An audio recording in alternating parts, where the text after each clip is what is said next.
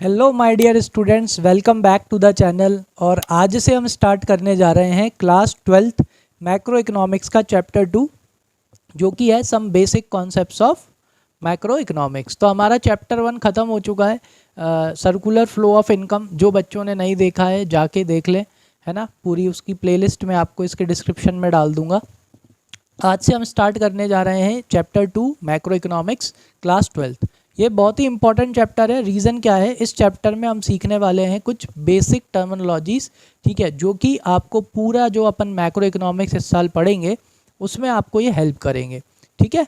तो बिना time waste किए स्टार्ट करते हैं अपनी आज की क्लास। और लाइक नहीं किया हो लाइक कर दो, सब्सक्राइब कर दो, बेल आइकन को प्रेस कर दो ताकि तुम्हारी एक भी क्लास छूटे ना, है ना। चलो आ जाओ, तो स्टार्ट करते हैं अपना सेकंड चैप्टर, जो कि है some basic concepts of macro economics. तो इस चैप्टर में अपन कुछ बेसिक कॉन्सेप्ट्स पढ़ेंगे, ठीक है, जो कि बहुत ही इंपॉर्टेंट है मैक्रो इकोनॉमिक्स को समझने के लिए, मैक्रो इकोनॉमिक्स के कॉन्सेप्ट समझने के लिए, है कि नहीं। जिसमें आप जो सबसे पहला देखेंगे that is classification of goods. किसकी बात कर रहे हैं यहाँ पे अपन? गुड्स की बात कर रहे हैं। अच्छा, आप ज़रा जहाँ पर भी बैठ के पढ़ रहे हैं ज़रा 2 मिनट इधर उधर घूम के देखिए, आपको बहुत अलग अलग तरह के गुड्स देखने को मिल रहे होंगे। आपने जो कपड़े पहने हैं वो अलग तरह के गुड्स हैं, है कि नहीं। आपके अगल बगल जो फर्नीचर है, अप्लाइंसेस हैं, वो अलग तरह के गुड्स हैं। आप जो खाने की चीज़ें आपके आसपास अगर होंगी तो वो अलग तरीके गुड्स हैं। बिकॉज आपकी इकोनॉमी में बहुत सारे तरह के क्या बनाते हैं, गुड्स क्या करे जाते हैं, मैन्युफैक्चर किए जाते हैं, प्रोड्यूस किए जाते हैं। लेकिन है ना, उन गुड्स का क्लासिफिकेशन क्या है, बहुत इंपॉर्टेंट है। अपने को खास तौर से एज ए इकोनॉमिक्स स्टूडेंट अपने को समझ में आना चाहिए बेटा कि फाइनल गुड्स क्या होते हैं, इंटरमीडिएट गुड्स क्या होते हैं, कंज्यूमर गुड्स क्या होते हैं, प्रोड्यूसर गुड्स क्या होते हैं। ये सब अपने को अच्छे से समझ में आना चाहिए। क्यों? क्योंकि अपन आगे आके अपन जीडीपी देखेंगे, गुड्स क्या बोलते हैं, ग्रॉस डोमेस्टिक प्रोडक्ट, ठीक है। तो वो समझना है, तो उसके लिए अपने को ये कुछ बेसिक कॉन्सेप्ट्स हैं, उन्हें पहले क्या करने पड़ेंगे, अच्छे से क्लियर करना पड़ेंगे। तो आ जाओ, तो सबसे पहले स्टार्ट करते हैं अपन क्लासिफिकेशन ऑफ गुड्स, ठीक है। तो देखो यहाँ पे क्या लिखा है बेटा, goods can be classified into the following categories depending upon their and use. Goods को जब क्लासीफाई किया जाता है ना, तो गुड्स को क्लासीफाई करने का एक ही तरीका है, उसका एंड यूज, कि भाई उसका एंड यूज क्या है। इधर आओ, एंड यूज ऑफ गुड्स, दो तरह के गुड्स होते हैं बेटा, एक होते हैं फाइनल गुड्स और एक क्या होते हैं, इंटरमीडिएट गुड्स, है ना। कि सर ये क्या हो गया, फाइनल गुड्स कौन होते हैं और इंटरमीडिएट गुड्स कौन होते हैं। एक सिंपल से उससे बताता हूँ। फाइनल गुड्स वो गुड्स होते हैं जो बाउंड्री लाइन ऑफ प्रोडक्शन को क्या कर चुके हैं, क्रॉस कर चुके हैं। अब ये बाउंड्री लाइन ऑफ प्रोडक्शन क्या होता है, फाइनल गुड्स बेटा वो गुड्स होते हैं जिनमें अब क्या नहीं की जा सकती, वैल्यू एडिशन नहीं की जा सकती है। अब ये वैल्यू एडिशन क्या होता है ना, थोड़ा सा वो है ना। चलो इसको एक सिंपल तरीके से समझते हैं। सिंपल तरीके से कैसे समझते हैं, जैसे कि फॉर एग्जांपल मान के चलो कि आप क्या करते हो, आप एक मैन्युफैक्चरर हो। आप कौन हो? आप एक मैन्युफैक्चरर हो, ठीक है। आप क्या मैन्युफैक्चर करते हो, मान के चलो कि आप साड़ीज़ मैन्युफैक्चर करते हो। क्या मैन्युफैक्चर करते हो? साड़ीज़, ठीक है। अब आपने ये साड़ीज़ मैन्युफैक्चर करके बेटा किसको दी होंगी, आपने दी होंगी होलसेलर को। किसको दी होंगी? होलसेलर को, है कि नहीं। जब आपने ये साड़ियाँ बनाई होंगी तो ये साड़ियाँ बनाने में आपका रॉ मटेरियल लगा होगा, है कि नहीं। अब जब आपने ये साड़ियाँ किसको बेची होंगी, होलसेलर को, तो अपना कुछ ना कुछ तो प्रॉफिट जोड़ के बेची होंगी कि नहीं बेची होंगी। जैसे कि फॉर एग्जांपल मान के चलो कि अगर एक साड़ी आपको कितने की पड़ी, यहाँ लिख लें, चलो मान के चलो कि एक साड़ी आपको कितने की पड़ी थी भाई बनाने में, 80 रुपये की पड़ी थी। आपने यही साड़ी होलसेलर को कितने में बेची, 120 रुपये में बेची। यानी एक साड़ी पे आपने कितने की वैल्यू ऐड कर दी, 40 रुपये की वैल्यू ऐड कर दी। अब होलसेलर ने, किसने, अब ये जो अपना होलसेलर है, ये होलसेलर ने ये किसको बेची, अब रिटेलर को, ठीक है। अब होलसेलर ने अपन से कितने में ली थी बेटा, होलसेलर ने अपन से ली थी 120 रुपये में। इसने रिटेलर को कितने में बेची, मान के चलो इसने रिटेलर को बेची है 160 रुपये में। यानी देखा जाए कि इसने भी कितने की वैल्यू ऐड कर दी साड़ी में, 40 रुपये की, ठीक है। अब ये जो रिटेलर है, ये जो रिटेलर है ना, ये रिटेलर बेटा अब ये साड़ी फाइनली किसको बेचेगा, ये बेचेगा किसको, कंज्यूमर को, ठीक है, किसको बेचेगा? कंज्यूमर को। कितने में बेचेगा? ये भी बेच देगा कम से कम कितने रुपए में? मान के चलो कि इसने कंज्यूमर को बेच दी 200 रुपये में। तो एक तरह से देखा जाए तो 40 रुपये की वैल्यू एडिशन और किसने कर दी? रिटेलर ने कर दी। जैसे ही ये गुड्स फाइनल यूज़र के पास में पहुंच गया, साड़ी हो चाहे कुछ भी हो, जैसे ही वो एक फाइनल यूज़र के पास पहुंच गया, जैसे ही कंज्यूमर के पास पहुंच गया, किसी क्या बोलते हैं आंटी के पास पहुंच गया, किसी दीदी के पास ये साड़ी अगर पहुंच गई है, तो वो क्यों पहुंची है? वो अपनी पर्सनल जो उनकी वांट है उसको सेटिस्फाई करेगी वो साड़ी। अब वो साड़ी आगे बेचेंगी क्या? नहीं बेचेंगी। जैसे ही गुड्स किसके पास पहुंच जाता है? अपने फाइनल कंज्यूमर के पास पहुंच जाता है। अब उसमें क्या नहीं हो सकती? वैल्यू एडिशन नहीं हो सकती। तो वो कौन सा गुड होता है बेटा? फाइनल गुड होता है। कोई सा भी गुड हो, समझ में आया? जैसे फॉर एग्जांपल अगर ट्रैक्टर है, क्या है? ट्रैक्टर अगर कौन खरीद रहा है? कि एक शोरूम वाला ट्रैक्टर खरीद रहा है, किससे? मैन्युफैक्चरर से। तो शोरूम वाले ने मैन्युफैक्चरर से ट्रैक्टर खरीदा, ठीक है। अब वो क्या करेगा? उसने ट्रैक्टर क्यों खरीदा? रीसेल पर्पस के लिए। अब उस ट्रैक्टर में वो अपना प्रॉफिट जोड़ेगा और किसको बेच देगा? फार्मर को बेच देगा। समझ में आया कि नहीं आया? तो अभी वो जो एजेंट था ना, जिसने ट्रैक्टर खरीदा था किससे? मैन्युफैक्चरर से, और फिर उसने किसको बेचा? फार्मर को। तो अभी उसके लिए वो ट्रैक्टर क्या था? इंटरमीडिएट गुड्स था। क्यों? क्योंकि उसने उस ट्रैक्टर में क्या ऐड कर दी? वैल्यू ऐड कर दी। लेकिन वहीं पे अगर वो गुड कौन ले गया? फार्मर ले गया। कौन ले गया? फार्मर। फार्मर क्या करेगा उस गुड्स का बेटा? फार्मर उसे बेचने के लिए लेके नहीं गया है ट्रैक्टर को, वो उससे अपनी खेती करेगा, है ना। He will plug his fields, है कि नहीं? वो उससे अपनी खेती में यूज़ करेगा। तो उसके लिए वो क्या हो गया? फार्मर के लिए वो क्या हो गया? फाइनल गुड हो गया। तो विच means it depends upon the end use. किसके ऊपर डिपेंड करता है? एंड यूज़ के ऊपर। एक और एग्जाम्पल ले लेते हैं, मिल्क। बहुत ही बढ़िया एग्जाम्पल है। कौन है भाई? मिल्क का एग्जाम्पल और ले लो, उससे और अच्छे से समझ में आ जाएगा। मिल्क क्या होता है? अपन लेके आए सुबह, तुम मिल्क लेके आए, बढ़िया, उसमें तुमने बॉर्नविटा जो भी मिला के पीते हो तुमने वो मिलाया और तुम पी गए। तो वो तुम्हारे लिए कौन सा गुड हो गया बेटा? फाइनल गुड्स हो गया। लेकिन वही दूध और किसके पास जाता है? मिठाई बनाने वालों के पास में। तो मिठाई बनाने वाले उस दूध में क्या करेंगे? वैल्यू ऐड कर देंगे। क्यों? क्योंकि वो उस दूध की बनाएंगे मिठाई। समझ में आया कि नहीं आया? तो उनके लिए वो दूध क्या है? इंटरमीडिएट गुड है। कौन सा गुड है? Intermediate good. उनके लिए फाइनल गुड्स नहीं है। समझ में आया? क्लियर हुआ? चलो आ जाओ। तो and use classification of goods में फाइनल गुड्स हैं, उसमें भी दो तरह के गुड्स हैं, कंज्यूमर गुड्स और कैपिटल गुड्स। तो कंज्यूमर गुड्स बेटा वो गुड्स होते हैं जो डायरेक्टली आपकी वांट को क्या कर देते हैं? सेटिस्फाई कर देते हैं। जैसे कि फॉर एग्जांपल आपने शर्ट खरीदी, खुद के लिए खरीदी, तो उससे आपकी वांट क्या हो गई? सेटिस्फाई हो गई।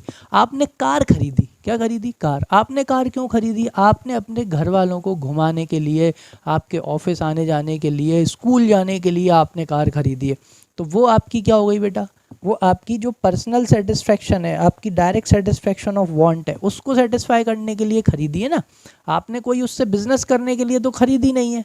तो वो आपके लिए कौन सा गुड है बेटा? कंज्यूमर गुड्स है। समझ में आ गया? कार, शर्ट, शक्कर, मिल्क, वो भी।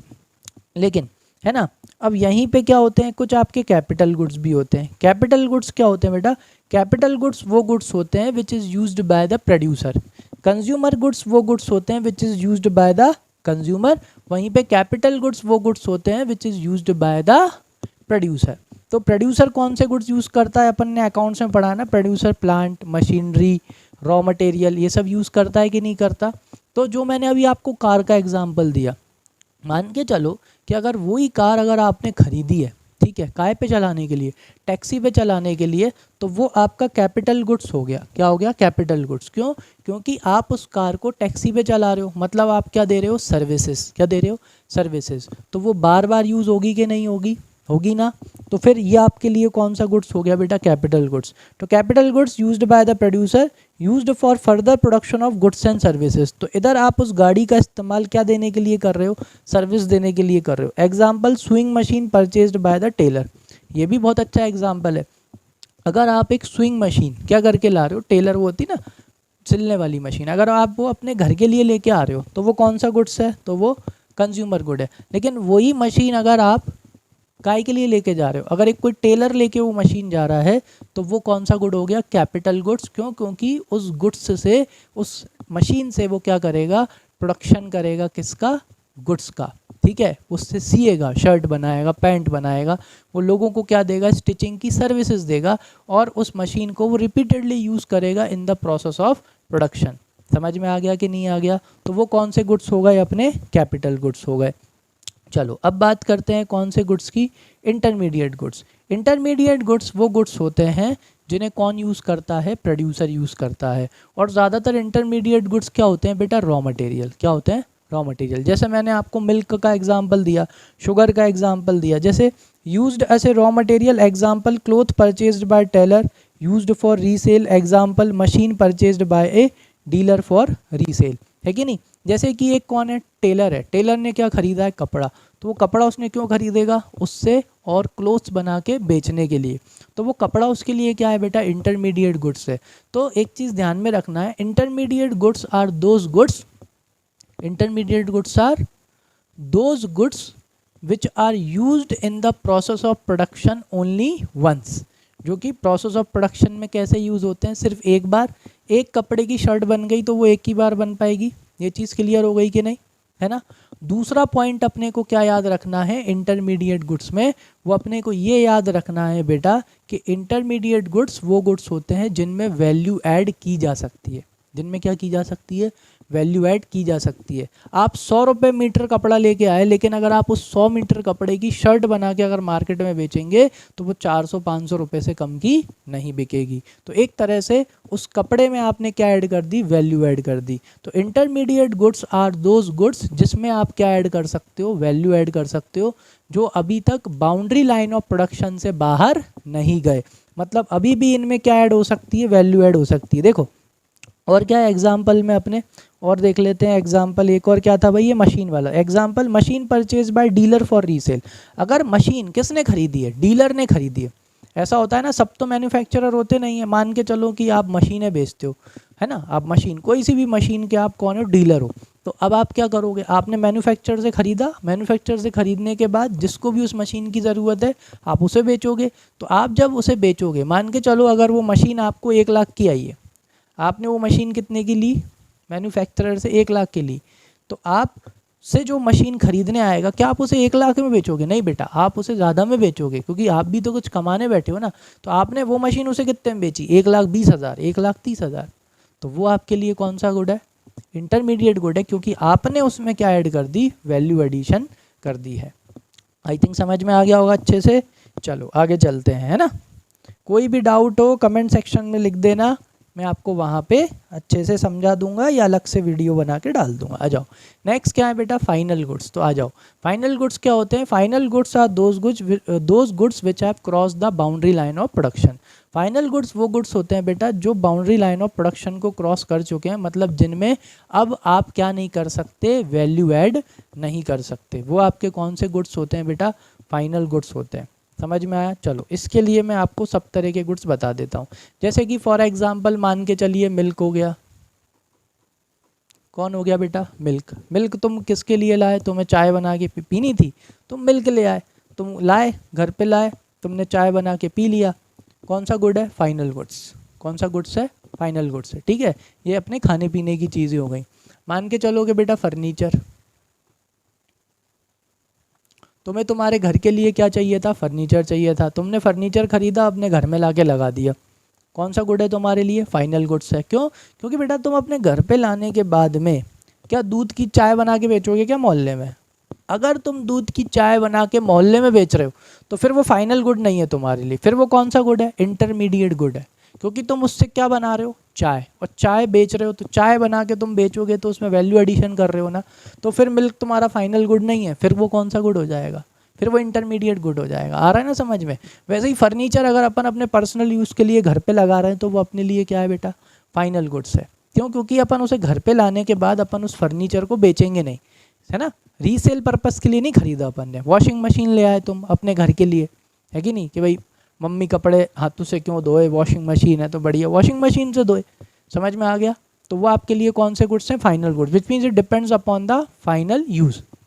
ठीक है, तो which have cross the boundary line of production and are ready for use by their final users. Now who are the final users. तो बेटा 2 तरह के फाइनल यूजर्स होते हैं फाइनल गुड के, एक कंज्यूमर होता है और एक प्रोड्यूसर होता है। फाइनल गुड के दो यूज़र होते हैं, एक कौन होता है कंज्यूमर और एक कौन होता है प्रोड्यूसर। आ जाओ, तो क्लासिफिकेशन ऑफ फाइनल गुड्स, तो final goods are classified as final consumer goods. एक तो कंज्यूमर यानी बेटा कौन हो गया यहाँ पे हाउस होल्ड, कंज्यूमर यानी यहाँ पे कौन हो गया हाउस होल्ड, और प्रोड्यूसर यानी यहाँ पे कौन हो गया बेटा फर्म। तो फाइनल गुड्स के दो यूज़र होते हैं, एक कंज्यूमर होता है और एक कौन होता है प्रोड्यूसर होता है। जैसे मिल्क अगर हाउस होल्ड यूज़ कर रहा है तो वो कौन सा गुड है, तो वो फाइनल गुड है कि नहीं। लेकिन वही मिल्क अगर कोई प्रोड्यूसर यूज़ कर रहा है क्या बनाने के लिए, स्वीट्स बनाने के लिए, मिल्क पाउडर बनाने के लिए, तो फिर वो मिल्क कौन सा गुड हो गया बेटा, इंटरमीडिएट गुड हो गया, क्योंकि प्रोड्यूसर उस दूध में क्या ऐड कर देगा, वैल्यू ऐड करेगा और फिर आगे बेचेगा। समझ में आया। चलो, तो final consumer goods are finally purchased by the consumers, आ गया होगा समझ में, for the satisfaction of their wants. तो कंज्यूमर जो भी गुड्स खरीदते हैं वो अपनी वांट को सेटिस्फाई करने के लिए खरीदते हैं, ठीक है। आगे फाइनल प्रोड्यूसर गुड्स, प्रोड्यूसर जो गुड्स खरीदता है ना बेटा वो फर्दर प्रोडक्शन के लिए खरीदता है, वो और गुड्स एंड सर्विसेज प्रोड्यूस करने के लिए गुड्स खरीदता है। तो final purchase by the producer and are generally used as fixed assets in the process of production, ठीक है। तो मोस्टली जितने भी फाइनल गुड्स होते हैं जब प्रोड्यूसर उन्हें खरीदता है तो प्रोड्यूसर उन्हें अपने बिजनेस में प्रोडक्शन करने में यूज़ करने में खरीदता है। समझ में आया, जिससे वो और गुड्स एंड सर्विसेज क्या करता है, प्रोड्यूस करता है। तो इसलिए लिखा है final producer goods are finally purchased by the producer and are generally used as fixed assets. किसकी तरह यूज़ करता है, उनका फिक्स्ड एसेट्स की तरह यूज़ करता है। जैसे कि मशीन हो गई, ठीक है, अगर मशीन किसने खरीदी है, एक मैन्युफैक्चरर ने खरीदी। जैसे मान के चलो कि आप एक फर्नीचर बनाते हो, आप है ना, आप बड़े बड़े फर्नीचर बनाते हो, अच्छा फर्नीचर बनाते हो, आपने मशीन लगा रखी है। अगर आप वो मशीन खरीद के ले आए, एक बढ़िया लेटेस्ट अपडेटेड टेक्नोलॉजी की कटिंग करने के लिए आप मशीन ले आए, तो वो मशीन आपके लिए कौन सा गुड है बेटा, फाइनल गुड है, क्योंकि आप वो एज ए प्रोड्यूसर आप वो मशीन क्या बेचने के लिए लाए हो, नहीं, आपने वो मशीन खरीदी है ताकि आप अपने फर्नीचर बना सको। तो वो आपके लिए कौन सा गुड है बेटा, फाइनल गुड्स है। और वो आपके लिए क्या है बेटा, फिक्स्ड एसेट। याद है ना 11th में अकाउंट्स में अपन ने पढ़ा है, क्या है वो आपके लिए फिक्स्ड एसेट है। और आप इस मशीन का रिपीटेडली यूज़ करोगे किसमें, प्रोसेस ऑफ प्रोडक्शन में। चलो आगे बढ़ते हैं, अच्छे से समझ में आ गया होगा आई थिंक। आ जाओ, नेक्स्ट क्या है बेटा, एक्सपेंडिचर ऑन फाइनल गुड्स। देखो अब ये जो फाइनल गुड्स होते हैं इनके ऊपर क्या किया जाता है, खर्चा किया जाता है। अगर हाउस होल्ड खर्चा कर रहा है तो उसे बोलते हैं consumption expenditure. Reason, because house hold क्या कर रहा है बेटा, डायरेक्टली कंज्यूम कर रहा है to satisfy their wants. Is that clear. तो अगर हाउस होल्ड खर्चा कर रहा है तो it is called consumption expenditure. और अगर प्रोड्यूसर खर्चा कर रहा है तो प्रोड्यूसर जब खर्चा करता है ना तो वो होता है इन्वेस्टमेंट एक्सपेंडिचर। एक तरह से प्रोड्यूसर ने क्या किया है, इन्वेस्टमेंट किया है। आ जाओ, एक्सपेंडिचर ऑन फाइनल गुड्स। तो expenditure on final goods, final consumer goods by the house hold is called, अगर हाउस होल्ड कर रहा है तो क्या बोलते हैं उसको, कंजम्पशन एक्सपेंडिचर बोलते हैं। लेकिन वही खर्चा अगर कौन कर रहा है, फाइनल प्रोड्यूसर कर रहा है, goods by the producer is called investment expenditure. लेकिन अगर वही खर्चा कौन कर रहा है बेटा, अगर वही खर्चा प्रोड्यूसर कर रहा है तो उसे क्या बोला जाता है, उसे बोला जाता है इन्वेस्टमेंट एक्सपेंडिचर। क्योंकि प्रोड्यूसर एक इन्वेस्टमेंट कर रहा है, क्या कर रहा है, इन्वेस्टमेंट, और उससे उसे क्या मिलेगा, रिटर्न। अगर वो एक मशीन खरीद के ला रहा है तो ही विल प्रोड्यूस गुड्स, फिर वो उस गुड्स को मार्केट में क्या करेगा, बेचेगा, और उससे उसको क्या मिलेगा, रिटर्न मिलेगा। आ गई बात समझ में कि नहीं। इसे बोलते हैं कैपिटल फॉर्मेशन। इन्वेस्टमेंट का मतलब होता है बेटा कैपिटल फॉर्मेशन। उसने वो मशीन लगाई, कैपिटल फॉर्मेशन। कैपिटल का मतलब क्या होता है, पूंजी। पूंजी का मतलब क्या होता है, पैसा। फॉर्मेशन का मतलब क्या होता है, बनाना। उसने वो मशीन लगाई, मशीन लगा के वो गुड्स बनाएगा, गुड्स बना के मार्केट में बेचेगा, बेच के वो क्या बनाएगा, पैसा बनाएगा। That is why it is called investment expenditure, क्योंकि उस इन्वेस्टमेंट से वो पूंजी बनाएगा, कैपिटल फॉर्म करेगा। आ गई बात समझ में कि नहीं आई। तो अकॉर्डिंगली अगर अपन देखें, accordingly expenditure on final goods, तो एक्सपेंडिचर ऑन फाइनल गुड्स क्या होता है बेटा, consumption expenditure plus investment expenditure. मतलब अगर अपने को इकोनॉमी में आ गए, अब एग्रीगेट पे आ गए कि नहीं आ गए, अगर अपने को इकोनॉमी में टोटल कंजम्पशन एक्सपेंडिचर निकालना है तो वो कैसे निकलेगा, consumption expenditure plus investment expenditure. I hope समझ में आ गया होगा, है कि नहीं। नहीं आया हो तो पता है ना कौन सा सेक्शन है, बढ़िया कमेंट सेक्शन में धड़ल्ले से लिख देना। आ जाओ, what do we mean when we say that goods have cross the boundary line of production. तो मैंने ये आपको बहुत अच्छे से समझा दिया। Boundary line of production cross कर गया, इसका मतलब क्या है कि अब गुड्स में क्या ऐड नहीं हो सकती, वैल्यू ऐड नहीं हो सकती। एक बार अगर शर्ट कोई हाउस होल्ड या आप खरीद के अपने घर ले गए बर्थडे पे पहनने, शादी में पहनने के लिए, तो बेटा क्या आप उसमें वैल्यू ऐड कर सकते हो? अब आप उसमें वैल्यू ऐड नहीं कर सकते। समझ में आ गया? कोई हीरो मत बनना कि सर अगर मैं पहनूंगा तो 500 की शर्ट अपने आप 800 की हो जाएगी, वो वाली बात नहीं कर रहे अपन, है कि नहीं। अगर बेटा अगर आप शर्ट अपने लिए पहनने के लिए ले गए हो, किसी को गिफ्ट करने के लिए भी अगर आप लेके गए हो, मतलब अगर हाउस होल्ड शर्ट खरीदे, कोई मशीन खरीदे, क्या के लिए? खुद के सेटिस्फैक्शन के लिए, तो वो कौन सा गुड्स, वो बाउंड्री लाइन ऑफ प्रोडक्शन से क्या हो चुका है बेटा? बाहर हो चुका है कि नहीं हो चुका? क्या उसमें वैल्यू एडिशन की जा सकती है? नहीं की जा सकती। वैसे ही अगर प्रोड्यूसर भी कोई गुड्स खरीदे, क्या खरीदे? कोई गुड्स खरीदे और वो रीसेल पर्पस के लिए नहीं खरीद रहा है, अगर प्रोड्यूसर कोई मशीन खरीद रहा है अपनी किसमें, फैक्ट्री में लगाने के लिए, तो वो भी कौन सा गुड है बेटा? फाइनल गुड है। क्यों? क्योंकि प्रोड्यूसर ने वो मशीन रीसेल करने के लिए नहीं खरीदी, उसने उसमें वैल्यू ऐड करके बेचने के लिए नहीं खरीदी।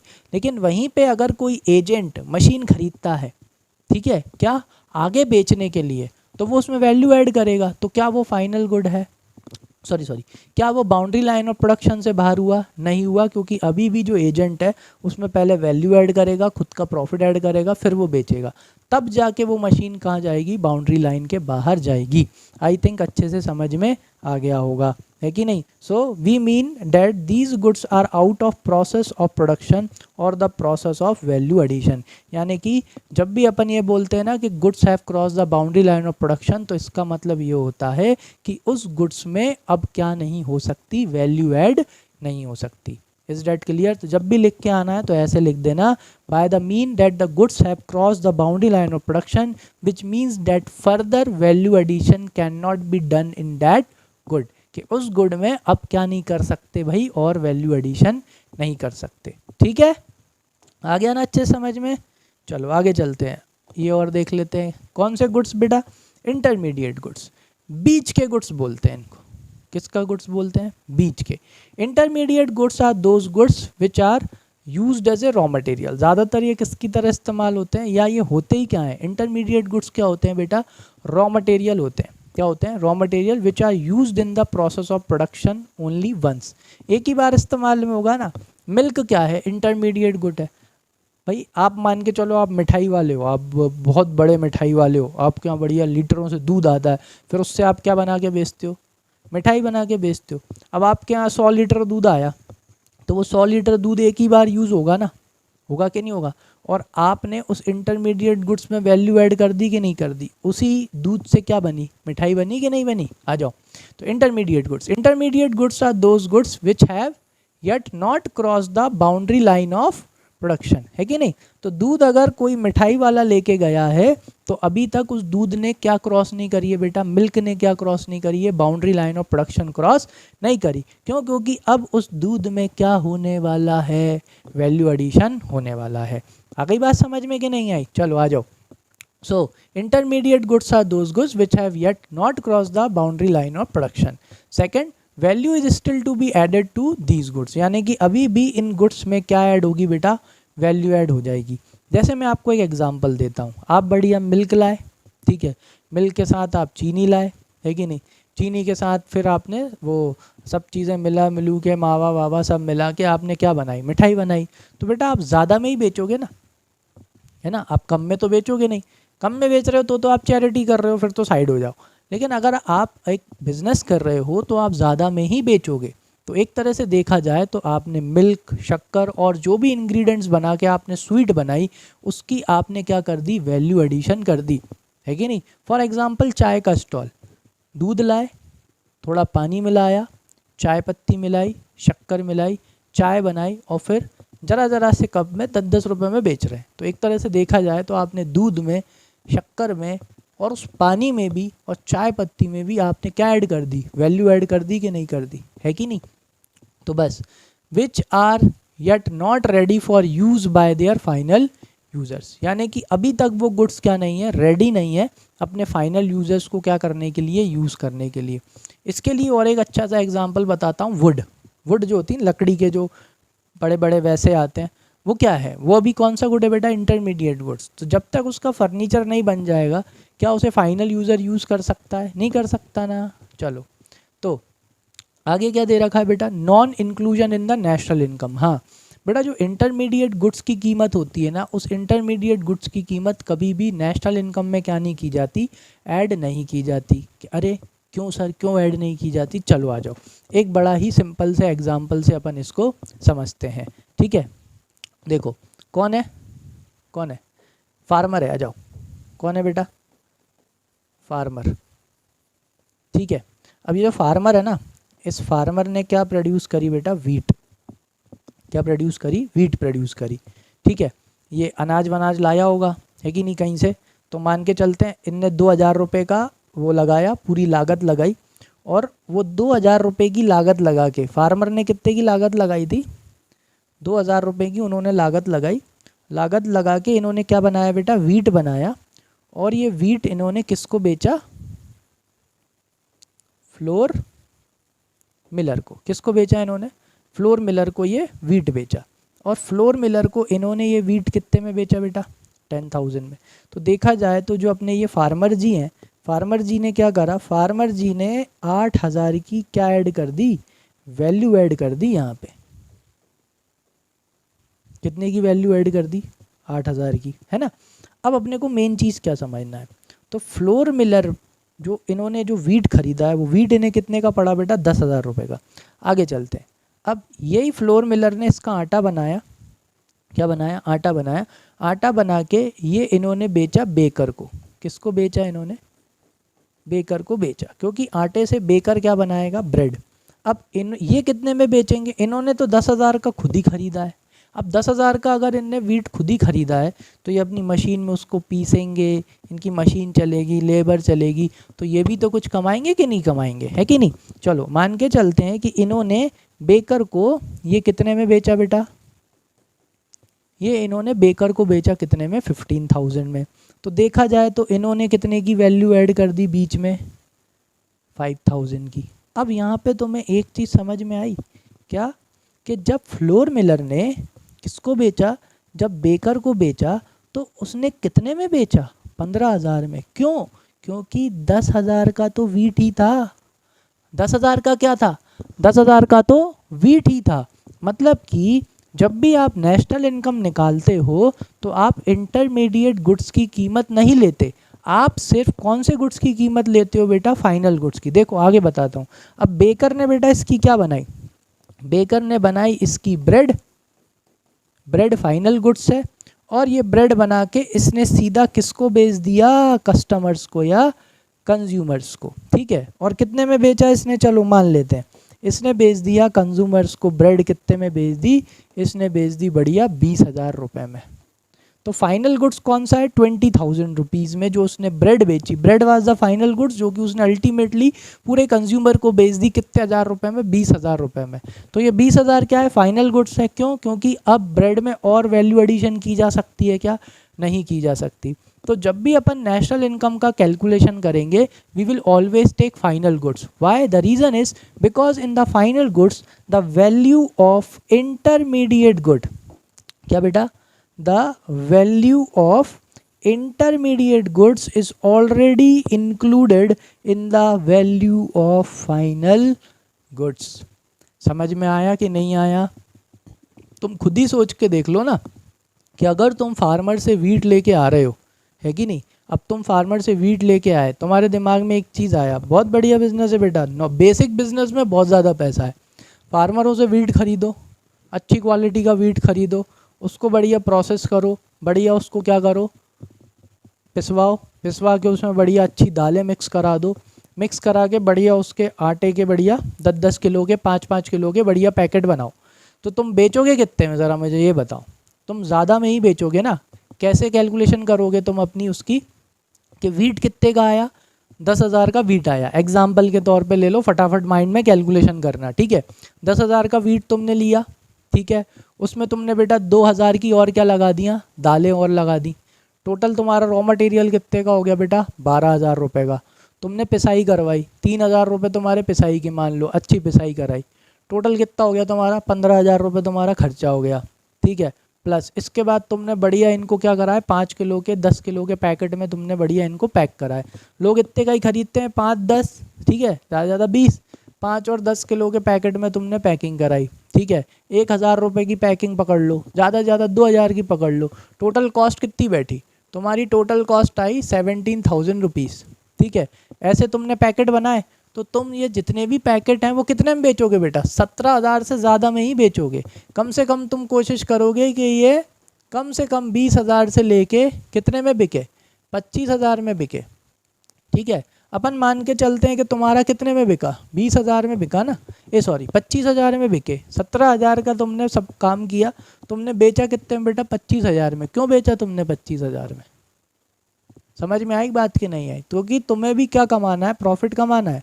और नेशनल इनकम कैलकुलेट करते टाइम कौन से गुड्स की कीमत लेना है, बस फाइनल गुड्स की। रीज़न क्या है, क्योंकि जो फाइनल गुड्स हैं, कौन से गुड्स हैं बेटा, फाइनल गुड्स ही होता है जो अल्टीमेटली कौन कंज्यूम करता है, कंज्यूमर कंज्यूम करता है। अगर इंटरमीडिएट गुड्स की कीमत काउंट करने लगे तो डबल काउंटिंग हो जाएगी। क्या हो जाएगी, डबल काउंटिंग। कि भाई अगर अपन ये 2,000 रुपये यहाँ भी काउंट कर लें, कहाँ काउंट कर लें, अगर अपन इंटरमीडिएट गुड्स की काउंटिंग करेंगे तो ये यहाँ भी काउंट हो जाएगा, ये 2,000 यहाँ भी काउंट हो जाएगा, और ये 2,000 वापस से यहाँ भी काउंट हो जाएगा। तो अगर अपन इंटरमीडिएट गुड्स की वैल्यू काउंट करेंगे तो उससे प्रॉब्लम ऑफ डबल काउंटिंग हो जाती है। इस वजह से वाइल कैलकुलेटिंग नेशनल इनकम अपन हमेशा कौन से गुड्स की वैल्यू लेते हैं, फाइनल गुड्स की वैल्यू लेते हैं, इंटरमीडिएट गुड्स की वैल्यू नहीं लेते। The reason is because the value of intermediate goods is already present in the value of final goods. तो ये यहाँ पे लिखा हुआ है, फटाफट इसको पढ़ के ख़त्म करते हैं। Value of intermediate good ultimately becomes the part of the value of final goods. Accordingly intermediate goods are not included. इसलिए इंटरमीडिएट गुड्स की कीमत ऑलरेडी किस में होती है बेटा, इंटरमीडिएट गुड्स की कीमत ऑलरेडी फाइनल गुड्स में होती है, इसलिए are not included in the estimation of national product और national income. Otherwise there would be duplication in the estimation of national product called double counting. तो क्या हो जाएगा बेटा, अगर अपन ने फाइनल गुड्स की कीमत नहीं ली तो क्या होगा, प्रॉब्लम ऑफ डबल काउंटिंग हो जाएगी। आप इंटरमीडिएट गुड्स को कितनी बार काउंट कर लोगे, 2 बार। कैसे, एक बार वीट के टाइम कैलकुलेट कर लोगे, एक बार ब्रेड के टाइम ले लो, तो एक ही चीज़ आपने कितनी बार काउंट कर ली, 2 बार, ठीक है। तो आई होप अच्छे से समझ में आया होगा। इस सेशन को यहीं पे क्या करते हैं, रोक देते हैं। नेक्स्ट उसमें पढ़ेंगे expenditure on intermediate goods. I hope अच्छे से समझ में आया होगा। कोई भी चीज़ नहीं आई हो समझ में, बेझिझक कमेंट सेक्शन में लिखो, मैं आपको वहाँ पे एक्सप्लेन करूँगा या अलग से वीडियो बनाऊँगा। तो अभी तक अगर लाइक नहीं किया हो, लाइक कर दो, सब्सक्राइब कर दो, बेल आइकन को प्रेस कर दो, ताकि तुम्हारी एक भी क्लास छूटने ना पाए, ठीक है। और अपने दोस्त के साथ, फ्रेंड्स के साथ में शेयर कर दो। मिलते हैं पार्ट 2 में। Thank you.